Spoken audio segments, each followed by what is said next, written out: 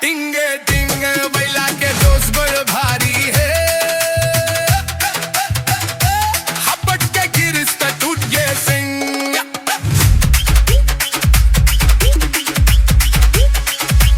दूरी के चक्कर में बैला हा आए जी बैला हा आए।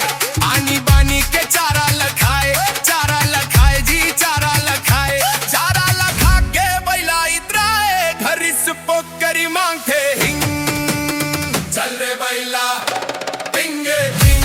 नया बैला के नवा है सिंग, चल रे बैला टिंगे टिंग।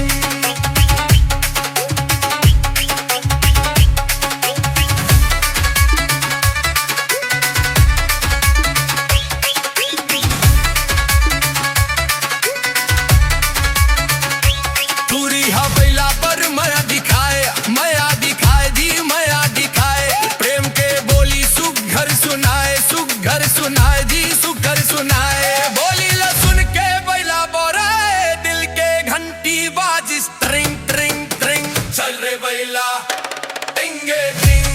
नवा बैला के नवा है सिंग, चल रे बैला टिंगे टिंग।